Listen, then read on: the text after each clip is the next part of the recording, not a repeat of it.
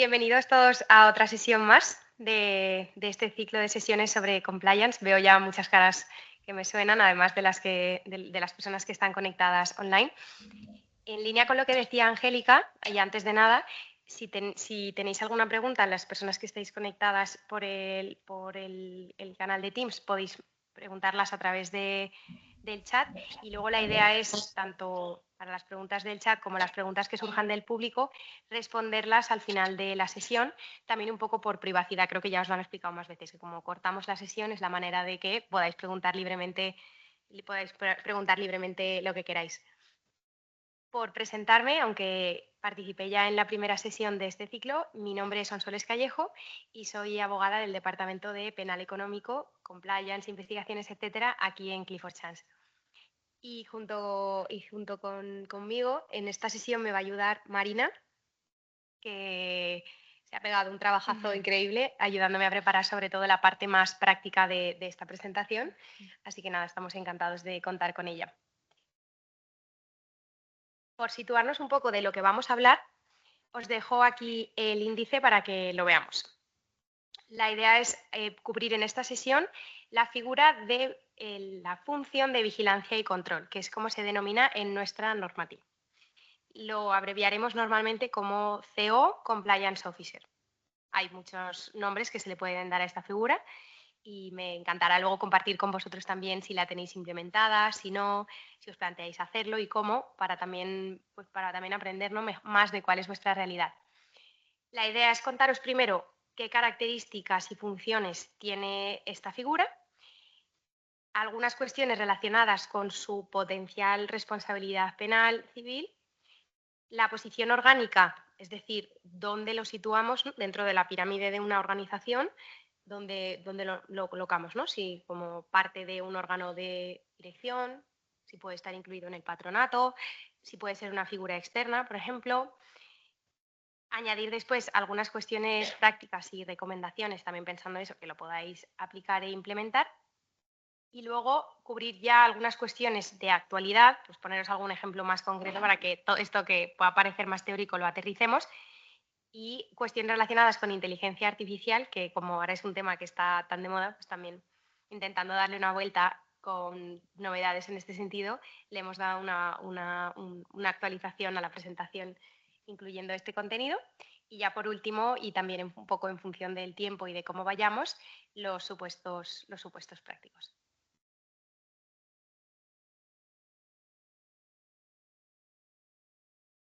No quiero tampoco alargarme demasiado en este tema, pero sí creo que es bueno hacer un breve repaso de dónde estamos, muy breve, en cuanto al tema del compliance y de por qué es relevante esta figura. Yo estoy segura de que a estas alturas vosotros sois ya muy expertos en la materia. Aquí, sobre todo, vamos a acudir a tres fuentes de regulación, ¿vale? De cara a regular esta figura del compliance officer.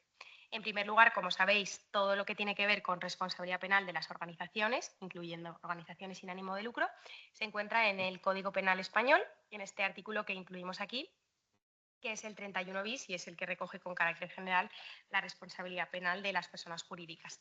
Y es este propio artículo, cuando dice los requisitos que tiene que tener un modelo barra programa, como lo queráis llamar, dice expresamente que tiene que haber un órgano con suficientes poderes de supervisión y control para hacerse cargo de este modelo y ya veremos un poco en qué consisten estas funciones. Además de esto, también conocéis de sobra que existe una circular que emitió la Fiscalía General del Estado, que es un documento bastante largo, que se preparó en 2016, y en este documento se recogen algunas guías e indicaciones que han venido a completar un poco un artículo que por lo demás pues, es un artículo, no es tan detallado, ¿no? Y esta circular, claro, no es vinculante para el día a día, pues para nosotros, por ejemplo, como personas dentro de una organización, y ni siquiera lo es para los jueces. Lo que pasa es que sí da un poco una indicación de en qué están pensando los fiscales, que es para quienes sí realmente es vinculante este documento. Y como os digo, en este sí que entra a detallar algunas cuestiones más. Y luego puede que también hayáis oído hablar alguna vez de las famosas normas UNE o ISO, etcétera, no son obligatorias, ni mucho menos, pero estos estándares y estos procedimientos que se han desarrollado en Europa, sobre todo, son muy útiles porque también entran más al detalle de en qué, ¿no? En qué debería hacerse más, en qué debería cuidarse más a la hora de nombrar un órgano de estas características dentro de una empresa. Entonces, bueno, también si las veis, pues, pues que un poco la referencia viene de ahí.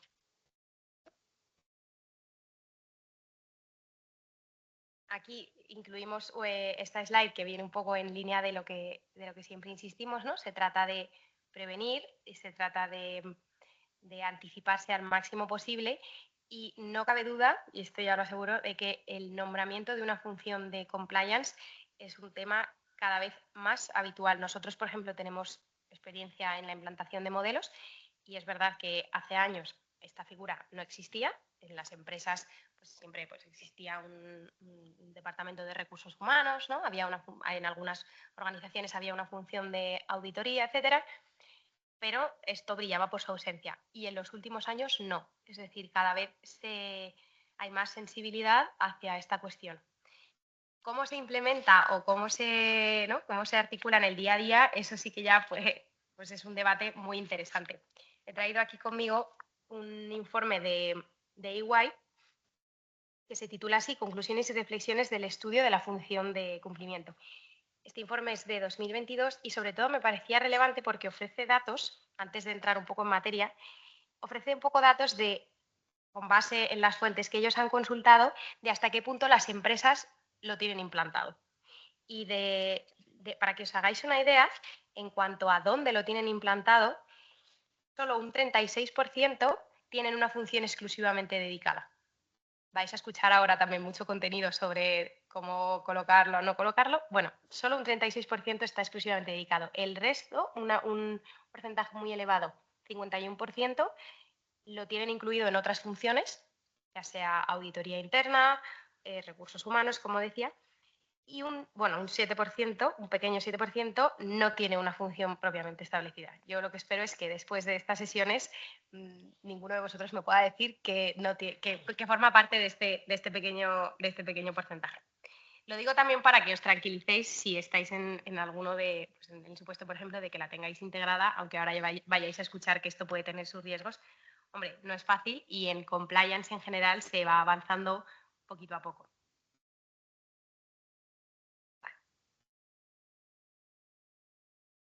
La denominación, como os coloco ahí, es anglosajona, el término es compliance officer. Hay muchas maneras de referirnos a esto y luego también dependerá, por supuesto, de si estamos hablando, por ejemplo, de un órgano colegiado. Ahí se suele hablar más de comités de cumplimiento, por ejemplo. Y, en fin, el tema de la denominación, para que nos entendamos, no es relevante y hay múltiples soluciones que se pueden aplicar aquí. ¿Qué dice literalmente el artículo? Dice, como mencionaba, que tiene que haber un órgano dentro de la persona jurídica que tenga poderes autónomos de iniciativa y de control y que tenga encomendada legalmente esta función de supervisar. Esta encomienda legal ya también nos da una idea de que la función de compliance necesariamente va a recibir una delegación de funciones por parte de otro órgano dentro de la organización. Y como os digo, la figura, por ejemplo, dependerá mucho también del sector en el que operéis, porque si estamos hablando de una entidad financiera, que no es vuestro caso, o de una organización de este tipo, probablemente tenga ya un departamento regulatorio, tenga un departamento financiero muy potente, que es el ámbito en el que más estábamos acostumbrados a escuchar. Claro, aquí ya intentamos aterrizar un poco más en la realidad vuestra, ¿no? Es decir, bueno, ¿y qué pasa en el caso de una fundación? En muchos casos, por ejemplo, pues tendréis, por supuesto, una junta directiva y tendréis un patronato. Una primera pregunta, por ejemplo, es ¿quién debería nombrarlo? Normalmente en organizaciones, en empresas del día a día, esta figura se divide en la figura de cargo administrativo y de órgano de dirección se separan y en cambio en fundaciones, en entidades sin ánimo de lucro, esto normalmente se aúna en un patronato, con lo cual el patronato va a ser en principio la figura de quien vaya a depender dentro de la organización esta función de compliance y será un poco la que delegue en la función de cumplimiento estos deberes de vigilancia y de control del modelo.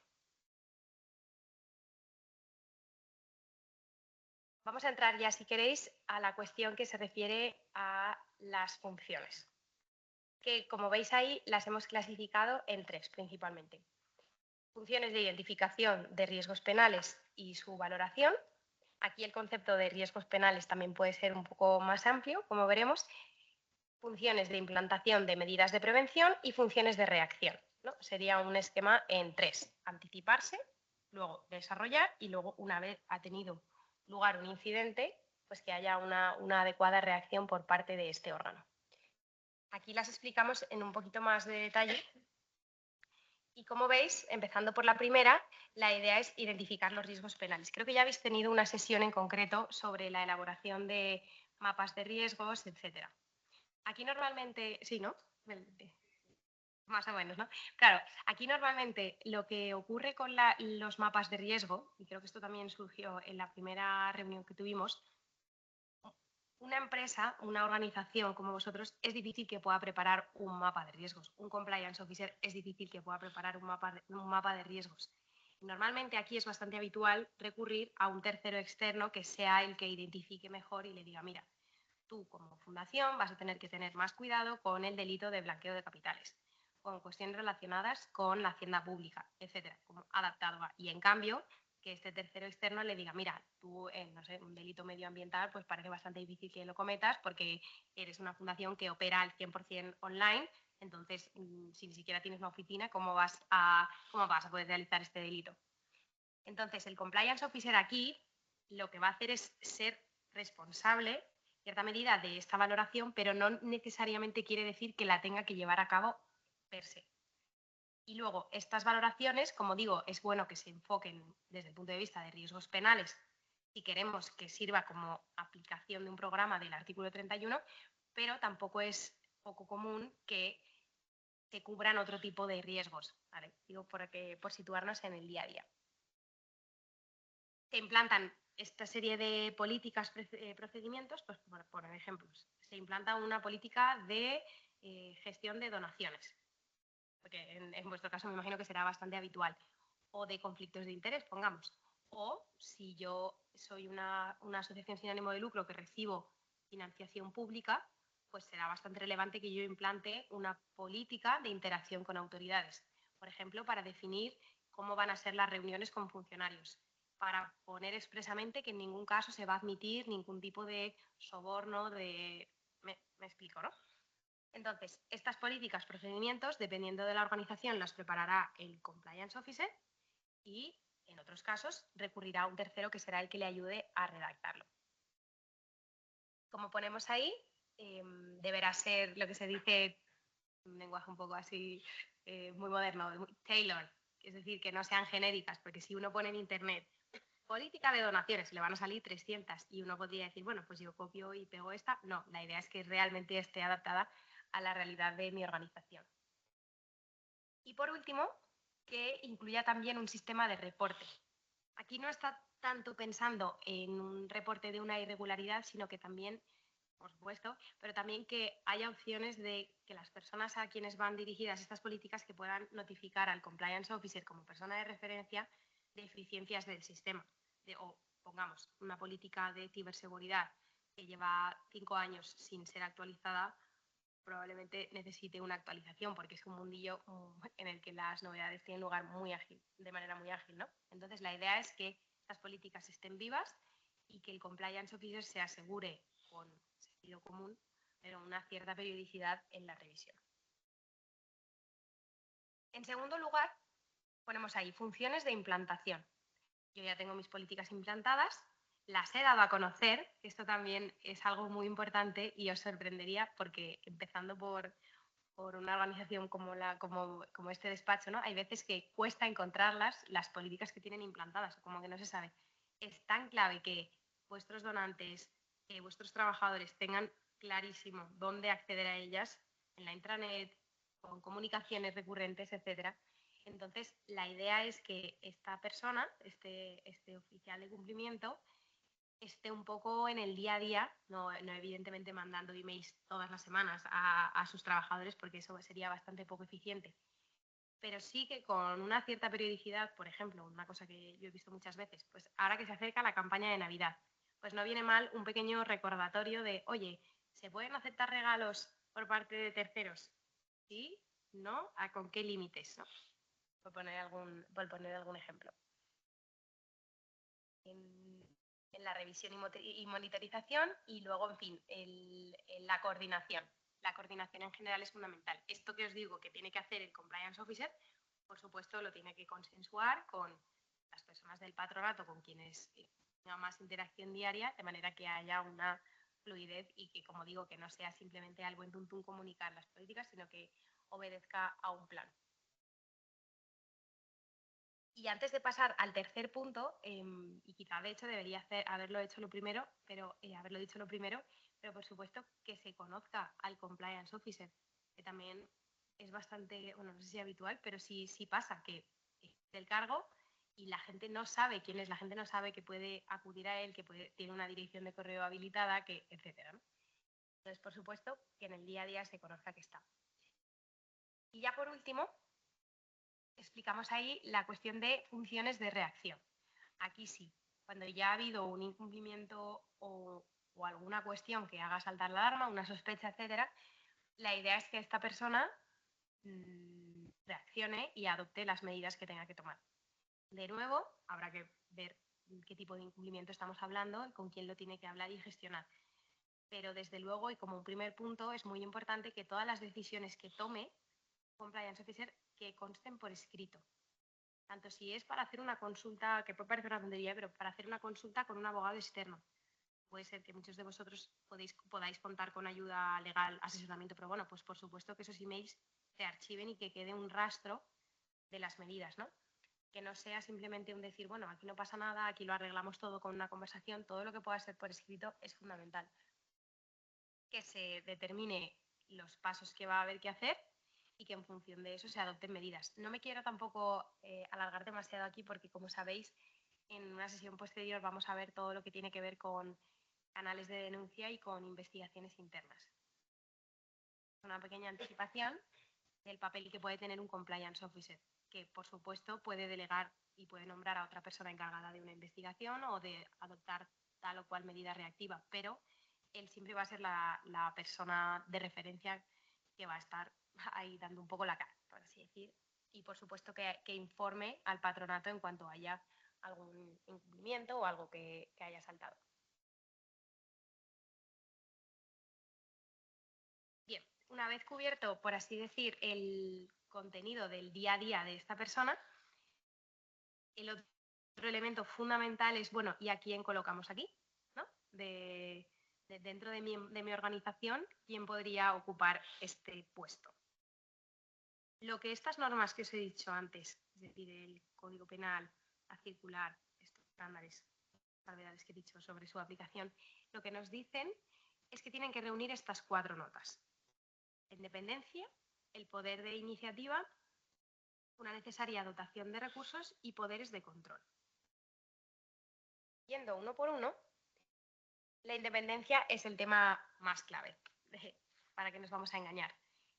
Porque, como digo, muchas veces en nuestras organizaciones se solapan estas funciones y al final el contrapunto de una independencia es la existencia de un conflicto de interés, por ejemplo, que le impida a esta persona poder adoptar las decisiones que haya que tomar llegado el caso. Entonces, ¿cómo definiríamos la independencia? Se definiría de una manera muy resumida como la capacidad de adoptar decisiones sin la injerencia de otro órgano, sin una conversación por detrás por parte de mi patronato, de tal inversor que tiene muchísima influencia. Es decir, lo que pretende es que se mantenga una cierta apariencia de también bondad, lo que se dice, ¿no? De no solo se trata de ser bueno, sino también parecerlo. Y por eso es tan importante ver dónde lo colocamos dentro de la organización. Como digo, el principal punto para preservar esto va a ser la función específica para que se le haya nombrado y lo que se espera es este comportamiento ético dirigente y que tenga esta independencia con respecto a la alta dirección, en vuestro caso pues un patronato, etcétera. Pero quiero que quede clara esta idea. No se trata solo de una independencia material, es decir, que en el día a día uno diga, oye, pues mira, sí, soy independiente, sino también formal. Muy, muy claro. El poder de iniciativa es una consecuencia lógica de todas las funciones que explicaba antes. Es un presupuesto básico, es decir, si a un órgano le damos una serie de funciones, el mínimo es poder garantizar que las vaya a poder hacer. Como decimos ahí, es el encargado de la ejecución de todos los protocolos y dependiendo de ellos, pues habrá una serie de líneas de reporte u otras. Entonces, ¿qué hacen muchas organizaciones? Para que también lo aterricemos un poco más. En muchas organizaciones se nombra este órgano, por ejemplo, si es colegiado, se establecen una serie de reuniones, pongamos, tres veces al año, por ejemplo, o 2 veces al año, es bastante estándar. Y la idea es que dentro de estas reuniones, por ejemplo, se organicen seguimientos de distintos procesos. Por ejemplo, decir, oye, vamos a estudiar un poco cómo está el proceso de recepción de donaciones, o vamos a estudiar cómo estamos con el tema de subvenciones, cuántas hemos recibido, y las personas de estos departamentos que puedan acudir a una reunión con compliance, por ejemplo, y le cuenten. Esto es bastante habitual, de manera que el órgano de vigilancia puede estar al día de realmente qué se está haciendo, si ha habido algún problema, si hay que cambiar algo. Puede hacer esta ejecución que decimos. Por eso lo que ponemos ahí es tan importante, el contacto directo y continuado. No tiene ningún sentido externalizar esta función y decir yo pongo a un tercero porque un tercero no se va a conocer realmente la realidad de la empresa, no va a conocer el día a día, no va a conocer la especialidad del tipo de donante que yo tengo. Como pongo ahí, no obsta que obviamente habrá muchas medidas que se adopten en conjunto con otros órganos y obviamente el compliance officer hay un punto en el que tiene que confiar porque él muchas veces carecerá del conocimiento concreto de tal proceso o de cómo se está haciendo tal otra cuestión. Y lo que sí que es importante es que, como creo que ha salido ya varias veces, pero no me importa porque así queda claro, es que tiene que haber una comunicación muy estrecha y muy fluida con la dirección, en ese sentido, con el patronato, con la persona que le ha nombrado. Porque si no, lo que tampoco puede ser es que exista un departamento que vaya por su cuenta, por así decir, por libre. Cualquier medida, cualquier actualización, etcétera, que se haga a través de este órgano. Vamos a otro requisito que es el de la necesaria dotación de recursos. Esto también está expresamente previsto en la normativa y también tiene todo el sentido del mundo, porque si uno no tiene los medios, difícilmente va a poder hacer actualizaciones del modelo o hacer revisiones, incluir un plan de formación, etc. ¿Qué es una necesaria dotación de recursos? Evidentemente la norma no detalla una cantidad en concreto porque sería inviable y no tiene nada que ver el presupuesto que dedique a compliance Fundación Banco Santander de la que vosotros podáis implantar. Bueno, no os conozco igual.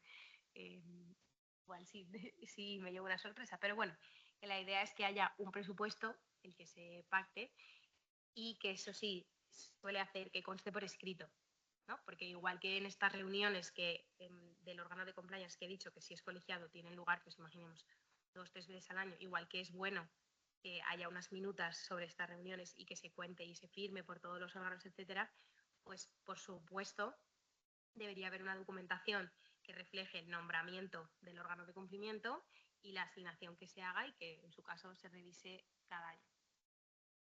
Lo que explicamos ahí es que esta asignación de recursos pivota en torno a, por un lado, los medios humanos, ¿no? De manera que haya, pues, imaginemos, si por volumen decidimos que sea colegiado, pues 3 personas, 5 personas, 7 personas, los que sean necesarios para poder cubrir adecuadamente la función. Los medios económicos, que es a lo que me estaba refiriendo con anterioridad, medios materiales, porque qué duda cabe de que hoy en día la mayoría de procesos que tenemos en la empresa y de controles van a ser tecnológicos. Entonces aquí, en la medida en que se favorezca que un control y que existen procesos actualizados conforme a también el sector y las buenas praxis que se dice, ¿no? Oye, esto se está generalizando el uso de tal herramienta para el registro de gastos o se computan las horas que se prestan en relación con tal servicio mediante este programa informático, pues es bueno intentar ser un poco pioneros en ese sentido y estar un poco más en la última.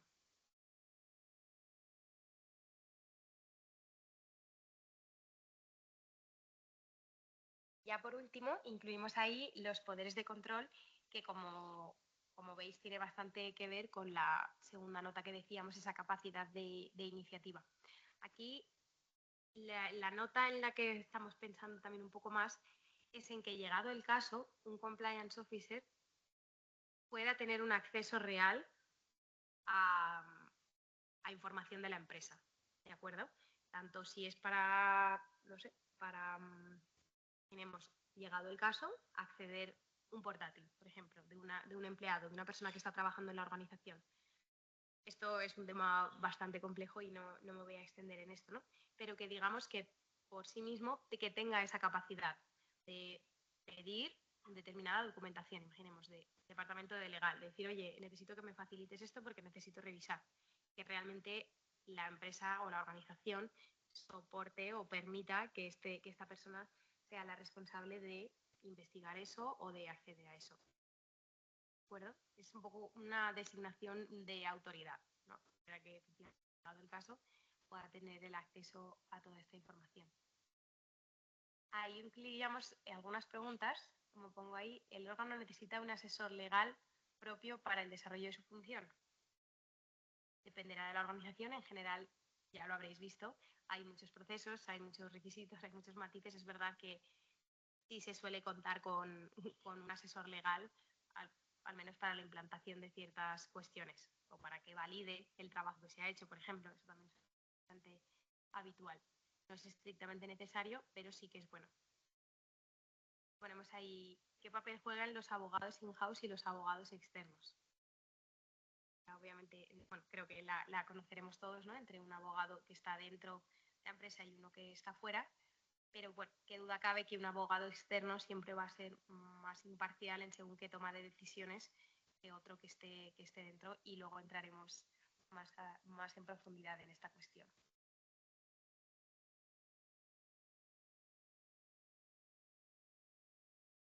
Bien, entramos ahora en otro fascinante mundo. Adelanto desde ya que la intención no es asustar a nadie con este tema, porque claro, efectivamente uno dice, bueno, si me van a dar tanta responsabilidad, si encima luego resulta que puedo yo tener responsabilidad penal como compliance officer, ¿quién va a querer ocupar esta posición? Me imagino que nadie. No tiene exactamente, no tiene mucho que ver el ejemplo, pero sí me venía a la cabeza cuando preparaba esta sesión lo ocurrido la semana pasada o hace ya dos, con la detención esta que hubo del responsable de la unidad de delincuencia delictiva, al que le encontraron un montón de dinero en las paredes de su casa. Si más o menos estáis familiarizados, pues básicamente a raíz de una investigación por blanqueo de capitales empezaron a tirar del hilo y encontraron que nada más y nada menos que este responsable y su mujer, que también es funcionaria pública, que estaban, bueno, pues hasta el fondo, ¿no? Entonces, pongo este ejemplo por dos motivos. Uno, porque qué duda cabe que evidentemente toca más cuando una infracción tiene lugar por una persona que en concreto tiene una clara función de eticidad, de esta persona estaba al frente de delincuencia delictiva y es como muy chocante, ¿no? Entonces, en ese sentido, hombre, por supuesto, de un compliance officer se espera en ese sentido una praxis muy noble, ¿no? O sea, un perfil, una idoneidad, en fin. Y luego el segundo motivo por el que me venía a la cabeza también es porque, a ser su contrario y por tranquilizar, hombre, esto como se ve es una conducta muy activa. Es una persona que decide delinquir, se salta todos los controles porque lo tiene escondido, ¿no? Entonces, claro, en principio, y esta es la idea sobre la que va a versar todo esto que voy a explicar ahora, en principio una conducta de una persona que ejerza bien su cargo, que ponga los medios, etcétera, en ningún caso va a traer una responsabilidad penal personal de esta persona que ocupe el cargo. Entonces, como os copio ahí, la circular de la Fiscalía también entra a valorar este tema, ¿no? Y dice que, claro, esto el código no lo menciona, el código penal recoge los preceptos, las funciones que he dicho, las características tal, pero claro, no dice ni media de compliance officer podrá ser responsable penalmente. Si lo hace la circular y dice la atribución de responsabilidad permite incluir a quienes forman parte de los órganos sociales con capacidad para tomar decisiones y a otras personas, incluidas las de control de riesgos que ostenta el oficial de cumplimiento. Es decir, bueno, sí le ha dedicado unas líneas ahí para decir que efectivamente es una persona con un plus de responsabilidad. Vale. Vamos a ver ahora entonces en qué se concreta esto. Vamos a tener 3 tipos de responsabilidad de esta persona. Por acción, por omisión y como garante. Y espero que se pueda entender muy bien. La responsabilidad por acción creo que es bastante sencilla de comprender, porque aquí estamos hablando de una responsabilidad personal de delitos que él comete por su propio nombre, porque él quiere delinquir. Y podría ser, claro, como es pues por sus funciones o por su acceso a documentación, etcétera, probablemente tenga más capacidad. Se lee bien, ¿no? Estoy viendo. Ah, vale, es que aquí me aparece más pequeño. Y os ponemos ahí algunos ejemplos, pues un delito de coacciones, por ejemplo, en el marco de una investigación interna con una empresa externa, por ejemplo, es decir, yo te coacciono para que tú no reveles datos dentro de esta investigación que me puedan perjudicar a mí, por ejemplo, a nivel personal. O un delito de descubrimiento y revelación de secretos, que está incluido dentro del catálogo de delitos del Código Penal en relación con información confidencial a la que tenga acceso. En fin, son conductas claramente activas con un dolo y que, bueno, habría que ver delito por delito, pero bueno, digamos que esto es un primer supuesto que puede cometer un compliance officer, como puede cometer un empleado, puede cometer el presidente de Inditex. Tenemos después un segundo escenario, que es el de cuestiones que tienen que ver con omisiones. Este segundo y el tercer punto están bastante relacionados. Aquí lo que más se discute, también ya os adelanto que en torno a esta cuestión no es unánime, no es nada pacífica, se discute un poco cuál sería su participación. Si estaríamos hablando de una acción por omisión, que es una figura típicamente penal y que permite considerar al compliance officer como autor, o si simplemente tendríamos que hablar de otras figuras como un cooperador necesario o un partícipe, ¿no? Que son figuras que se castigan con una pena menor. En el Código Penal, los autores y los cómplices tienen la misma pena, en cambio los que participan en el delito de otra forma tienen una pena un poquito menor. Y aquí ya os digo, pues se incluyen otras conductas que, siendo también muy dolosas, ¿no? Porque como ponemos en el ejemplo ahí, pues yo como compliance officer conozco que alguien de un departamento contable está falseando las cuentas y no digo nada. Y hay pruebas de que yo efectivamente no he dicho nada, no he tomado ninguna medida, le he encubierto, pues claro, ahí podríamos hablar de esta cooperación necesaria y se le podría atribuir esta responsabilidad. Y sobre la que más aquí también, si lo veis, también estamos hablando de conductas bastante, la palabra no es pasivas, digamos que él no es el que ha delinquido primero, pero que también son muy conscientes, ¿vale? No estamos hablando de un caso en el que, imaginemos, hay una diferencia de criterio por aplicación de una reducción fiscal y el compliance officer lo sabe y está la duda, etcétera. No, realmente estamos hablando de un plus de conocimiento y encubrimiento. Y donde se plantean más dudas es ya como garante, ¿no? Que son supuestos en los que el compliance officer no ha estado demasiado pendiente, ¿no? O no ha revisado los controles y simplemente algo se le ha pasado, por así decir, por alto y hasta qué punto no se le puede atribuir. Y aquí ponemos esta premisa esencial, que la organización haya delegado en su figura un deber de garantía propio de la organización. Esto, y ya con esto cierro el capítulo, es importante porque lo que la jurisprudencia ha dicho hasta ahora, y también os adelanto que en España no hay ninguna sentencia que condene a un compliance officer, una jurisprudencia reciente, porque nuestra inclusión de la responsabilidad penal tiene lugar en el 10 y hasta el 15 no aparecen los programas de prevención, con lo cual, pues, Supremo y nuestras audiencias hacen lo que pueden.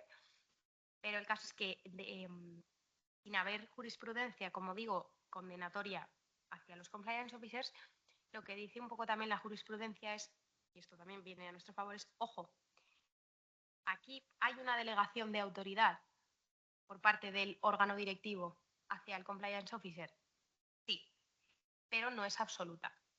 en ningún caso.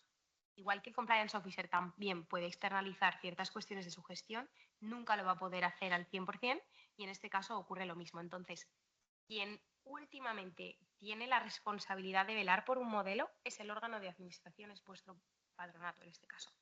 Y el compliance officer va a recibir el encargo de aplicarlo, de prepararlo, etcétera, y de velar por él, pero en ningún caso va a ser el responsable último.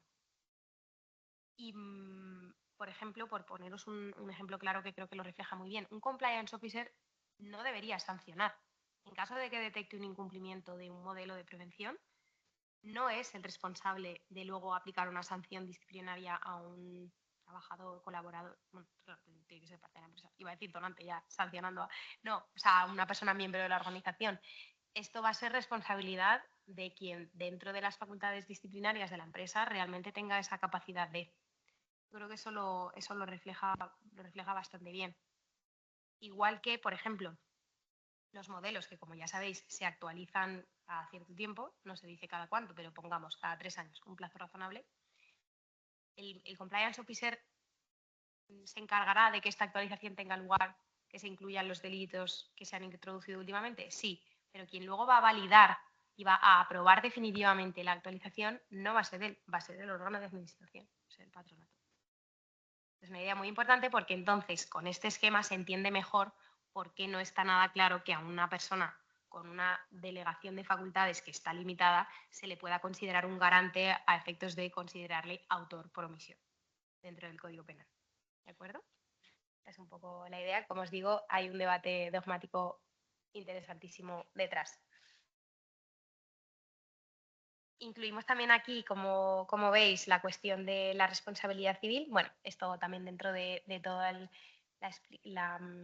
la práctica penal es muy habitual. Como sabéis, el responsable de un ilícito penal siempre va a ser responsable civil también. Entonces, es decir, la responsabilidad civil va a ir ligada en muchos casos a la atribución o no de responsabilidad en concepto de autoría y a otra serie de cuestiones.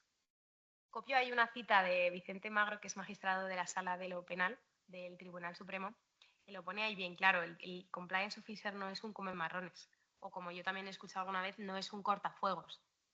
No, yo como miembro del patronato no puedo decir, bueno, aquí nombro a este y así ya me libro yo de total responsabilidad en este tema. No. Como digo, va a ser una cuestión muy, muy compartida. Y ya por último, la idea que copio ahí es que la mera omisión en la identificación de un riesgo no es suficiente para delinquir. Es una idea que ha surgido de nuestra jurisprudencia. Es decir, yo me he tomado la molestia de preparar un análisis de riesgo, he tenido, no sé, un error de concepto, no entendí bien tal riesgo, se me quedó sin cubrir. Hombre, eso parece bastante claro que eso no es delictivo per se, de cara, aunque luego incluso se cometa una irregularidad por parte de un empleado dentro de la organización. Y aquí, de hecho, incluimos, como os decía, en España no tenemos jurisprudencia en este sentido y en Europa, en jurisdicciones como Alemania, sí que ha habido alguna condena, pero van un poquito más adelantados que nosotros y sí que ha habido alguna en la que, por ejemplo, como en el caso Volkswagen, que copio aquí, que probablemente a muchos os suene este escándalo, porque, bueno, hubo una manipulación de los motores y dentro de toda la investigación penal se comprobó que el compliance officer mintió y aportó documentación falsa. Este es el tipo de conductas que se terminan sancionando y por las que se termina haciendo responsable a un órgano de cumplimiento.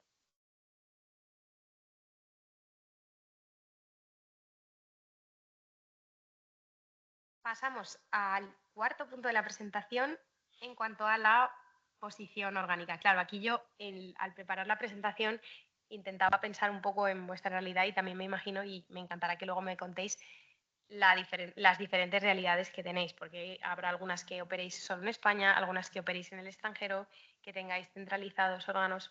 Bueno, la pirámide creo que se puede aplicar a prácticamente todas las organizaciones. En la cúspide siempre vamos a tener un órgano directivo o de administración y la idea es que el órgano se sitúe justamente debajo, nombrado por este mismo y que tenga todas las facultades que hemos mencionado antes. Y eso sí, la idea es que tenga un poquito más también de capacidad de supervisión con respecto a otras áreas. Que luego, por supuesto, no sé, yo he visto de todo, desde organizaciones que están equiparados a los departamentos legales, que integran funciones también dentro de estas, en fin. Pero creo que como idea básica está bien el esquema este que está aquí. También os adelanto que esta cuestión es probablemente de las que más nos pregunten cuando implantamos modelos de prevención, siempre. Y es como de lo que más vueltas se le da. Y no es una respuesta que yo les pueda dar normalmente. Yo puedo darles alguna indicación sobre toma de decisiones, me explican cómo tienen su estructura, pero al final la última palabra la va a tener la va a tener la organización.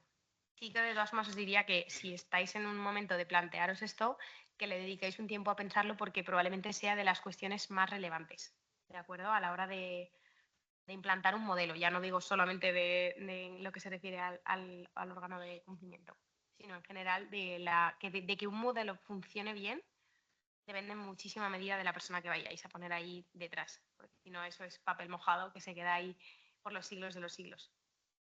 ¿De acuerdo?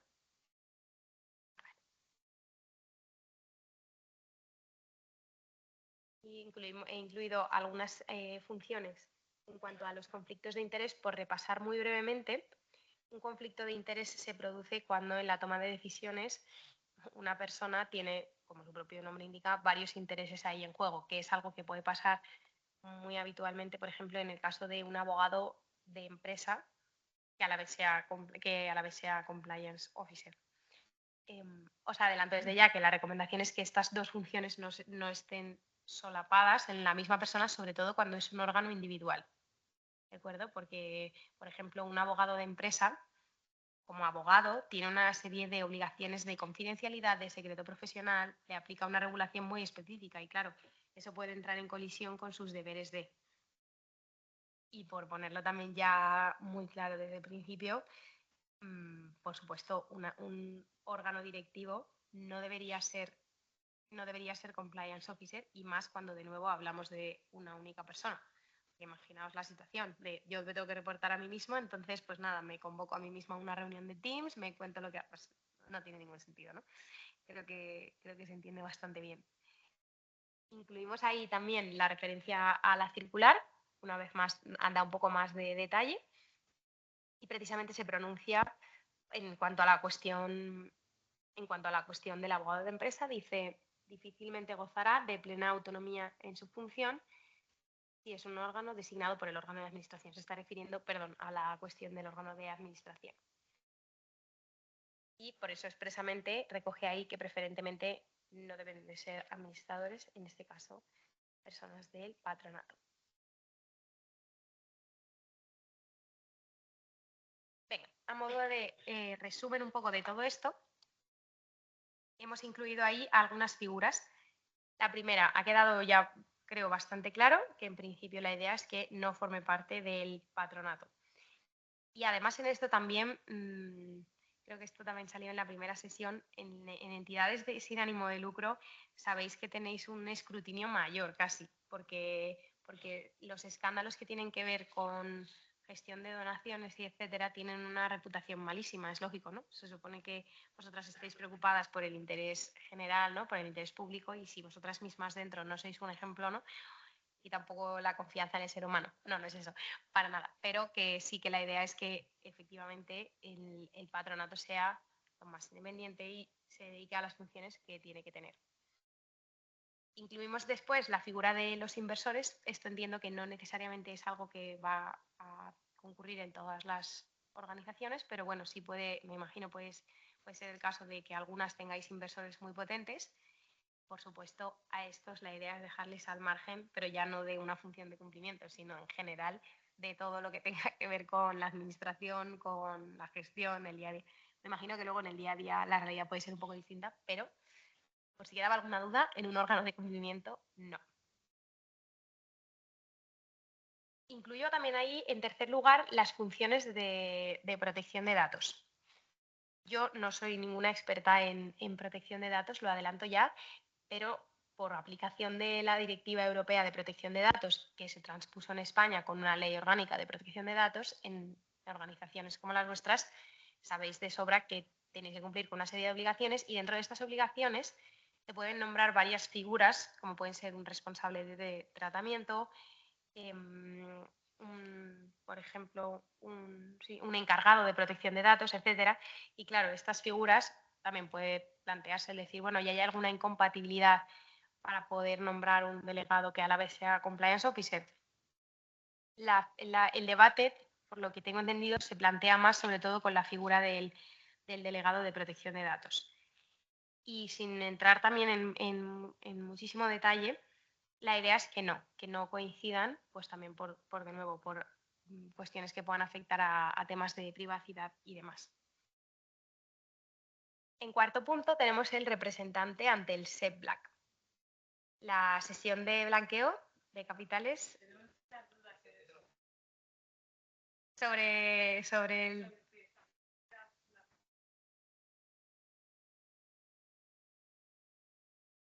Sí. ¿Tú crees que no?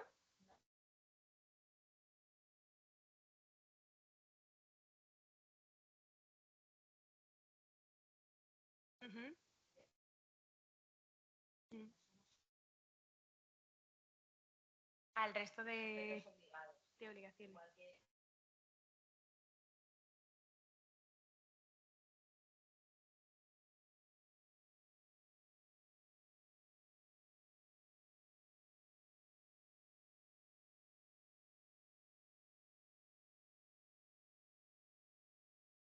¿Y los ponentes que os dijeron? ¿O que...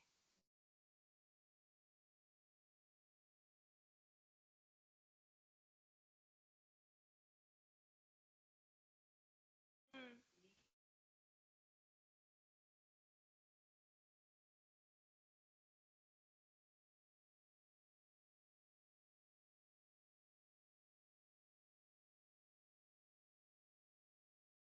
Mm. Sí.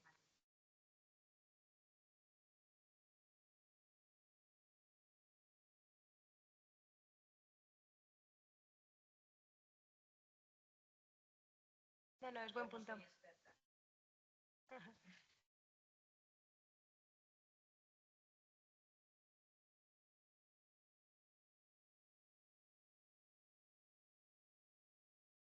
Sí, sí que...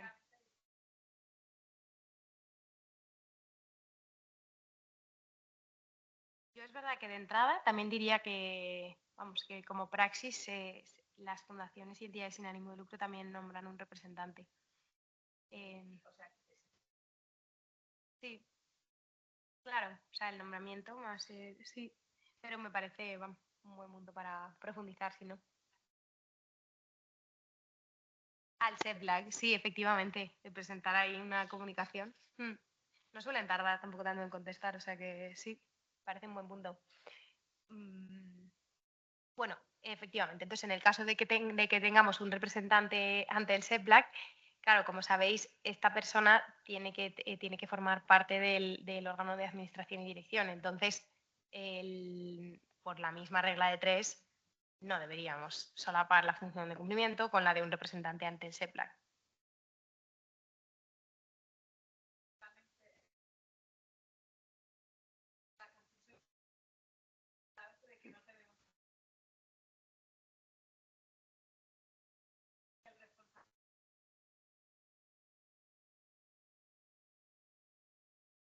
Ujú.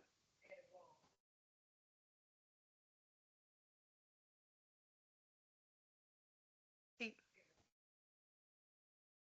sí, sí. Bien. Y pasamos en siguiente lugar al responsable del canal de denuncias.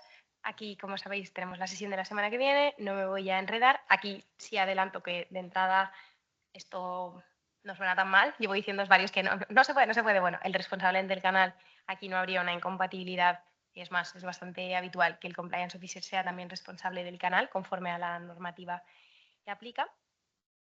Y luego tenemos otras funciones relacionadas con prevención de riesgos laborales, etcétera. También no hay de entrada una negativa clara. Lo hemos intentado resumir aquí en esta diapositiva para que quede más claro.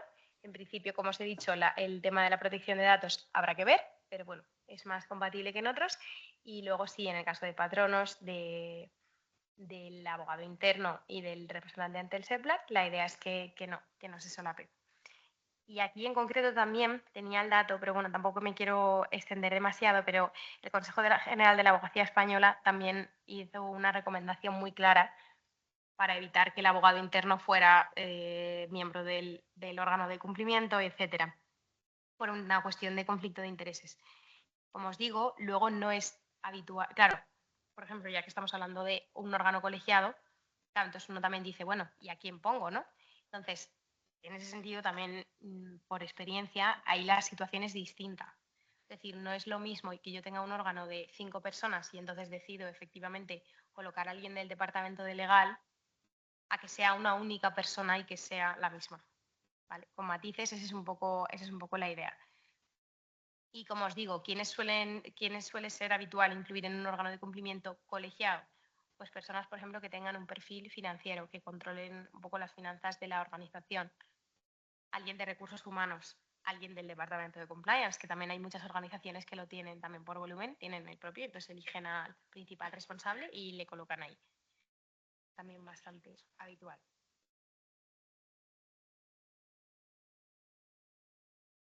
Bien, y antes de pasar y dejarle el relevo a Marina, he incluido aquí algunas cuestiones prácticas y recomendaciones, ¿de acuerdo? Por si nos resulta útil. La primera pregunta creo que ha quedado bastante resuelta, pero la volvemos a cubrir. ¿Tiene que formar parte necesariamente de la organización? Sí, tiene que ser alguien de dentro, sin perjuicio de que pueda externalizar. La preparación del modelo, el que me des soporte en tal cuestión relacionada con una investigación. Oye, me ha surgido una duda en relación con este proceso. ¿Puedo pedirte a ti que me ayudes con esto? Sí. Esto también para que lo sepáis un poco por cultura general. En Italia, esto es muy diferente porque sí o sí tiene que haber un externo que forme parte del órgano, no es que esté como secretario, ¿no? Que, por ejemplo, nosotros actuamos como secretarios en varios órganos de cumplimiento, sino que directamente es un miembro más de ese comité, ¿no? Precisamente como para dar una mayor garantía de imparcialidad. Aquí en España han seguido un modelo más conservador. La cuestión del órgano colegiado también ha salido ya varias veces y efectivamente se puede optar por un órgano unipersonal o colegiado. Si optamos por un órgano colegiado, la idea es que el número sea impar, porque a efectos luego de evitar problemas en las votaciones, etcétera, resulta más sencillo que el órgano sea impar. Si no, si digo, mira, es que le he dado 1000 vueltas, pero realmente solo tengo, 4, no llego a 5, bueno, lo que sea, ¿no? Tengo 4. Pues lo suyo es establecer un voto de calidad de uno de los miembros. Por lo que sea, en la toma de decisiones o lo que sea, si hay alguna igualdad de votos dos, pues que el voto de una persona cuente más. La retribución variable del compliance officer. ¿Esto no suena bien o sí? ¿Qué pensáis? No, ¿no? Bueno, hombre, un bonus de... no suena muy bien. Como digo, tampoco esto es una negación expresa de inicios, pero desde luego, si puede ser por las otras funciones que esa persona tenga dentro de la empresa, mejor. ¿De acuerdo?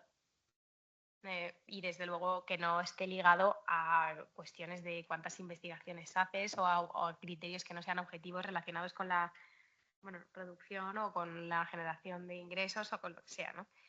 Entonces, sí puede optar, pero ojo con, con cómo se regula esto, ¿vale? Ahí lo vamos a dejar. ¿Existe una duración máxima del cargo de Compliance Officer? No. No. Va a depender de las regulaciones internas de la empresa y esto sí que adelanto, en general se ve como algo positivo una duración larga, es decir, que no estemos cambiando cada año de Compliance Officer. Hombre, pues si mi Compliance Officer se ha cambiado de empresa, lo que sea X, pues evidentemente sí se tendrá en cuenta, pero que la idea es que en principio sea un cargo estable y que dure y que por esto mismo que decimos, ¿no? De que de continuidad, de que conozca bien la empresa, etcétera, que dure, tenga que durar, pero que dure. Y las cuestiones de la externalización de compliance ya han quedado bastante resueltas. Como cierre, una cuestión que supongo que se mencionaría en la sesión que tuvisteis con las políticas, es muy habitual y muy estándar preparar una política del órgano de cumplimiento. Es decir, todas estas cuestiones que he mencionado del cese, de la dimisión, de la idoneidad, de estas características, lo suyo es implantarlas en una política.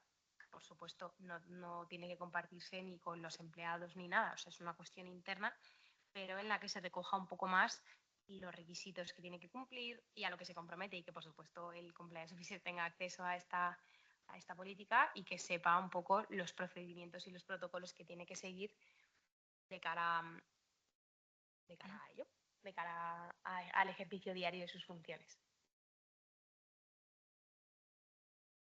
No voy a repetir, pero aquí efectivamente con lo que ponemos ahí de la formalización, este es el tercer punto al que me estaba refiriendo, que se emita un acta, que se detallen las funciones por parte, etcétera, y luego que haya una comunicación fluida, por lo que sea, a través de correo electrónico, que en general se le tenga en cuenta, como dentro de las funciones que desempeña, que sea una más. Y yo creo que vamos a pasar ya, porque no vamos muy bien de tiempo y sobre todo me interesa más la parte de las preguntas, pero si te parece vamos a hacer 2 de los casos y así avanzamos.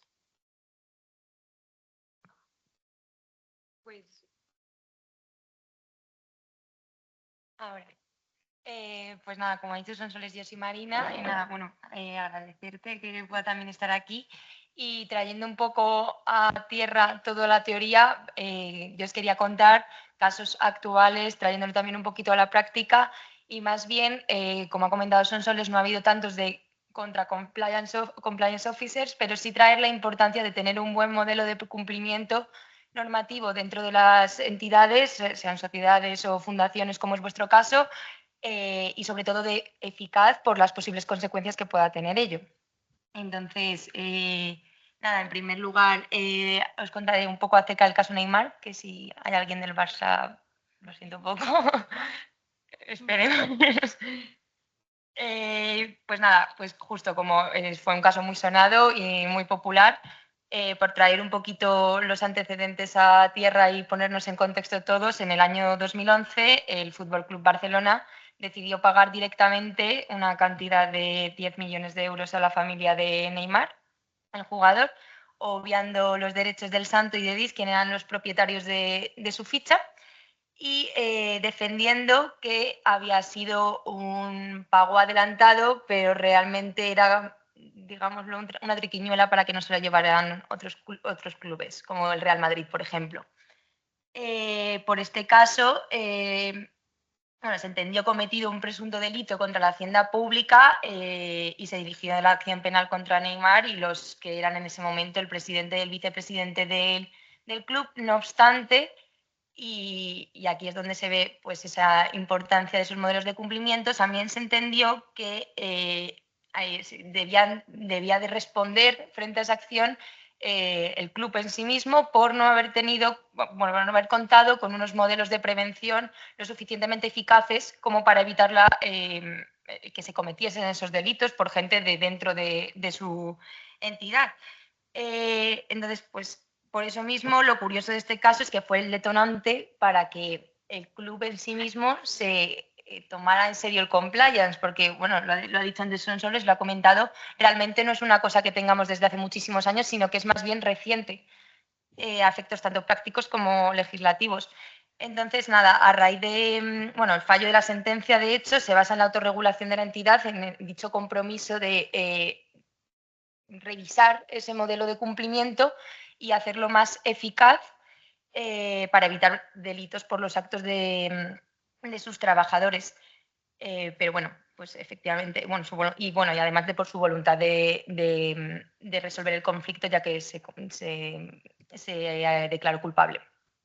Pero bueno, sí quería recalcar aquí un párrafo que, bueno, lo hemos indicado también en la presentación más adelante, con respecto a que las organizaciones que se regulan a sí mismas sí que tienen la garantía de ser exculpadas o por lo menos atenuada su pena en el caso de que se compruebe que efectivamente tienen un programa de cumplimiento, en este caso, que te contemple las medidas.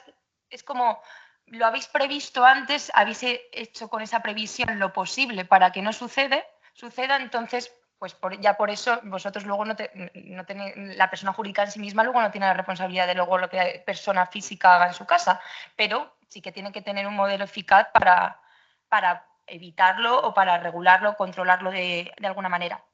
Entonces, no obstante, claro, para disfrutar de tales privilegios que se les puede ofrecer, deberá probarse la eficacia de dicha autorregulación. En este caso, pues, era ineficaz y se les condenó al pago de 5,5 millones de euros, si no me equivoco. Luego, otro caso también que yo creo que puede ser sonado y que hayáis podido escuchar es el caso Pescanova. En 2020, la Sala de lo Penal de la Audiencia Nacional condenó penalmente tanto a la entidad, sociedad Pescanova S.A., como a la firma que lo auditó favorablemente sus cuentas durante los 10 años anteriores. Fue un macrojuicio muy, muy popular, traído a cuenta, en el que se imputaban delitos como estafa, blanqueo de capitales, falsedad documental, falseamiento contable, digamos que un poquito de todo. Y, sin embargo, es verdad que la sentencia no hacía mención a que se hubiese tomado ningún esfuerzo por las personas jurídicas para, una vez más, evitar que sucedieran, que se cometiesen este tipo de delitos. Entonces había una ausencia de un modelo de control. No obstante, el 10 de febrero del 2023, el Tribunal Supremo, una sentencia bastante reciente, absolvió a los auditores, a la entidad, a la persona jurídica, confirmando que efectivamente sí que se había considerado probado que la actuación de la auditoría, así como el funcionamiento adecuado de sus sistemas de compliance, pues habían sido eficientes y que había habido efectivamente un control interno. Entonces, pues bueno, fue una gran alegría para los auditores. Y luego nada, teníamos así como uno más que sí que era como un final feliz, que es en el caso de Indra Sistemas, que ahí pues en todo caso se consideró probado que efectivamente había un modelo eficaz y se llevó al sobreseimiento. Luego, rápidamente, y esto, como ha dicho Sonsoles, por traer un poco toda la realidad de la inteligencia artificial y ver cómo afecta absolutamente todo, pues aquí también afecta, efectivamente. Y ya sí que trayendo a la figura del compliance officer, el auge de la inteligencia artificial, sobre todo particularmente en los 2 últimos años, ha sido exponencial. O sea, quien no ha usado ya alguna vez ChatGPT en su vida, pues en el año 2023 casi el 50% de los compliance officers aseguraban que de verdad estaba siendo una herramienta muy útil para hacer su trabajo más eficaz. Con esto yo lo que quería traer sobre todo es, obviamente el mundo está cambiando, pero no se tienen que dejar de lado las cuestiones éticas. Al final la inteligencia artificial trae una tecnología con una realidad ilimitada, podríamos entender, como que lo vemos que es todo posible, pero aquí la figura de compliance officer tiene una función muy importante, que es traer esta capacidad ilimitada un poco a tierra, sin olvidar todos los aspectos éticos, ya que además podría incurrir incluso en responsabilidades. Lo que dice Sensores de miedo porque puede caer responsabilidades, pero en casos muy extremos, lógicamente. Pero nada, simplemente tenerlo en cuenta, que efectivamente se está usando y está siendo eficaz. O sea, la reflexión va un poco en la línea de las organizaciones están incorporando la inteligencia artificial. Yo pienso ahora, por ejemplo, en mi despacho, ¿no? Nosotros ahora hemos desarrollado un chat GPT propio, por ejemplo. Tiene todo el sentido del mundo, porque claro, a ChatGPT, o sea, lo que no podía ser era que nosotros utilizáramos ChatGPT subiendo información confidencial. No, saltó enseguida la alarma. Entonces, ¿qué hace la empresa? Dice, bueno, aquí por supuesto podemos tener una brecha de confidencialidad brutal, vamos a ver cómo lo solucionamos, y se decidió que esta era la opción. Y se nos ha dado formación sobre cómo utilizarla. Claro, yo esto intento ponerme un poco en vuestro lugar y me imagino que también la estaréis utilizando. No solo estoy pensando en ChatGPT, estoy Copilot. pensando ¿en qué? Copilot Por ejemplo, también. por Sí. ejemplo, el uso de Copilot, o no sé si tenéis algún otro tipo de herramientas de respuesta automática, o en fin, bueno, un poco estamos utilizando un concepto amplio de inteligencia artificial, es un poco también lo que tiene que ver con nuevas tecnologías. La reflexión es que más allá de la buena idea que es incorporar todo esto, tiene que haber siempre un análisis de compliance muy rápido de, oye, ¿esto qué riesgos me va a suponer a mí de cara afuera, de cara a mi reputación, de cara a mi imagen, cómo voy a enseñarlo? ¿Vale? Que no se perciba como algo nuevo y que es muy gracioso, sino que también puede tener sus riesgos. Esa es un poco la idea que queríamos traer aquí. Efectivamente. Y si os parece, antes de pasar a la parte de preguntas, hemos incluido aquí, nada, 2 breves supuestos para reflexionar aquí todos juntos antes de pasar a las preguntas. Sí, nada, si queréis lo leemos así en voz alta para que simplemente ir viendo cuestiones con relevancia penales que penal, después de todo lo que os hemos comentado, que podáis ver en estos. Y el primero, pues los miembros del Compliance Committee de una conocida fundación se reúnen para evaluar la conveniencia o no de contratar un asesor externo sobre el que existe riesgo de vinculación con una trama de corrupción actualmente investigada en un tercer país. Al deliberar, uno de ellos expone lo siguiente. Somos una fundación, no un órgano de la justicia ni de investigación policial. A través de los impuestos que pagamos en todas las jurisdicciones donde operamos, contribuimos a que las administraciones públicas desarrollen estos cometidos. No tenemos por qué hacer su trabajo. Comprendería que cuestionáramos y paralizáramos una solicitud de pago directo a un funcionario, pero pienso que exageramos al evitar satisfacer los honorarios de un asesor externo sobre la base de meras sospechas, especialmente si perdemos con ello una oportunidad única y se la ofrecemos en bandeja a nuestros competidores. Pues en base a esta declaración que os hemos puesto como ejemplo, lo que queríamos comentar, pues en primer lugar, con respecto a la referencia que hace acerca de las administraciones, la racionalización de decisiones de incumplimiento teniendo en cuenta que se recurrirá tanto a la justicia como a la equidad o cualquier otros valores en los órdenes tanto social como político. Luego, respecto a la solicitud de pago, claro, mucho cuidado, efectivamente. Son conductas que al final implican mucho riesgo, a quién pagas, a quién no pagas. Y que lo que queremos además dejar claro es que no solo se castigan las conductas activas, que es lo que también ha comentado antes un poco Sonsoles, no solo se castiga el acto directo. Luego, siguiendo con las cautelas suficientes, tenemos lo que hemos denominado como halo de legalidad. Los tribunales insisten en prevenir frente al fake compliance o los programas de cumplimiento estéticos, también se pueden llamar. Insistimos en su importancia y yo aquí quería meter un refrán que no debemos que olvidar que a veces lo fácil es lo que luego pueda salir caro en ese aspecto. O sea, merece la pena dedicarle tiempo a ello porque de verdad luego las consecuencias pueden ser más extremas o se pueden evitar muchas consecuencias. Y luego con la línea de reporte, pues es fundamental tenerla clara, efectivamente. Luego, bueno, el segundo de los casos, la Fundación Educación Mínima Vital es una organización sin ánimo de lucro dedicada a prestar servicios de educación y apoyo extraescolar a los niños desfavorecidos en Madrid. El Comité de Cumplimiento de la Fundación está valorando si aceptar una importante donación de una empresa con la que ya ha mantenido contacto en alguna que otra ocasión. Uno de los miembros del comité, Juan, es consciente de que esa cantidad de dinero sería más que suficiente para financiar los proyectos estratégicos de la organización estancados por falta de fondos. No obstante, Juan ha recibido información por una persona ajena a la organización en la que se señala que dicha empresa está siendo investigada por prácticas comerciales fraudulentas en otro país y desaconseja aceptarla. María, miembro del patronato, considera que la donación permitiría llevar a cabo los proyectos que cumplirían con la misión de la organización y que, por tanto, debería ser aceptada. Y que, a fin de cuentas, no les concierne a ellos preocuparse sobre su origen y procedencia, tampoco sobre cómo se obtuvo. Bueno, yo creo que este es como un claro, ya estoy viendo algunas negativas, es un caso bastante claro de lo que no hay que hacer, efectivamente. En primer lugar, pues habrá de hacerse una evaluación de riesgos una relación exhaustiva de los riesgos asociados a la conducta, que en este caso es la aceptación de la donación. Al fin y al cabo, se aceptaría una donación de una empresa que está siendo supuestamente investigada por prácticas comerciales fraudulentas.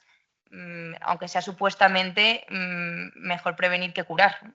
Y se debe ponderar el imposible impacto tanto legal como reputacional que luego dicha contratación pueda tener en la fundación.